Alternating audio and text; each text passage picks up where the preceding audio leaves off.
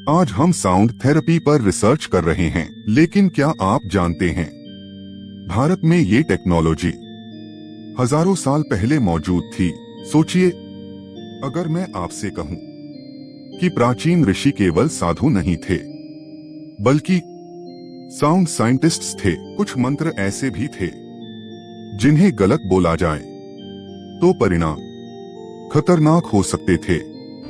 हजारों साल पहले की बात है, जब कोई मशीन नहीं थी, कोई स्क्रीन नहीं थी, कोई वायर नहीं था, लेकिन फिर भी ध्वनि से उपचार होता था।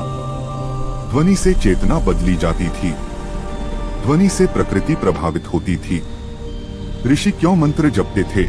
ओम स्वाहा। आज हम सोचते हैं ओम स्वाहा, मंत्र पूजा, ओम स्वाहा। लेकिन ऋषियों के लिए मंत्र का मतलब था सही ध्वनि प्लस सही उच्चारण प्लस सही समय परिणाम। ऋषि जानते थे हर ध्वनि एक कंपन वाइब्रेशन पैदा करती है और हर कंपन मानव शरीर, मन और वातावरण पर असर डालता है। शरीर एक वाइब्रेटिंग सिस्टम।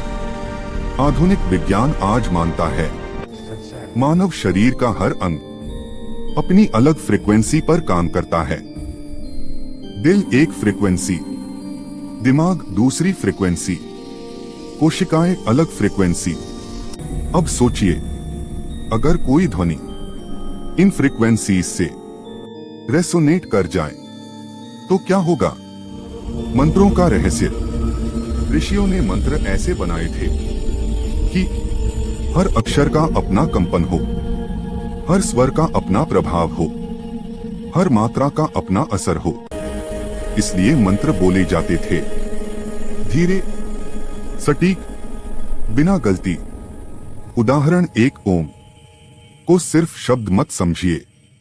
जब इसे सही तरीके से बोला जाता है तो इसकी फ्रीक्वेंसी शरीर की 72,000 नाड़ियों में कंपन पैदा करती है। आज के वैज्ञानिक मानते हैं कि ध्वनि अल्फा ब्रेन वेव्स को एक्टिवेट करती है, यानी शांति, एकाग्रता और चेतना की ऊंची अवस्था। उदाहरण 2, अग्नि मंत्र। यज्ञ में मंत्रों के साथ अग्नि क्यों?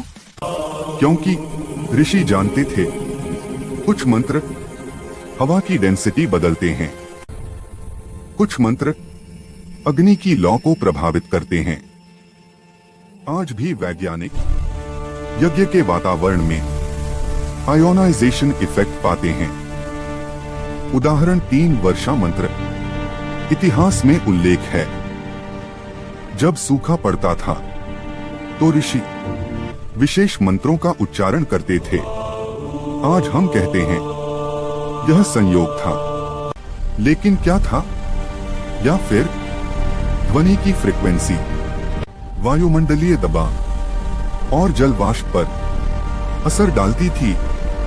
मंत्र और डीएनए, यह सबसे चौंकाने वाला हिस्सा है। आधुनिक रिसर्च बताती है ध्वनि डीएनए एक्सप्रेशन को प्रभावित कर सकती है। ऋषि कहते थे मंत्र शरीर को शुद्ध करता है।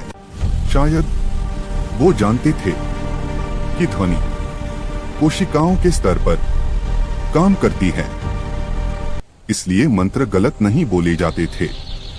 ऋषियों ने चेतावनी दी थी, मंत्र गलत उच्चारण से उल्टा प्रभाव भी दे सकते हैं। क्यों? क्योंकि गलत फ्रीक्वेंसी गलत रेजोनेंस पैदा करती है। आज भी म्यूजिक थेरेपी में एक गलत फ्रीक्वेंसी एंजाइटी बढ़ा सकती है। तो सवाल उठता है, अगर मंत्र सिर्फ प्रार्थना होते तो उच्चारण इतना सटीक क्यों? समय इतना निश्चित क्यों? गुरु से सीखना जरूरी क्यों?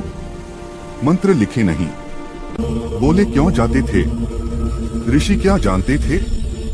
शायद ऋषि जानते थे कि ब्रह्मांड मैटर से नहीं, वाइब्रेशन से बना है, और जो वाइब्रेशन को समझ गया वो रियलिटी को समझ गया।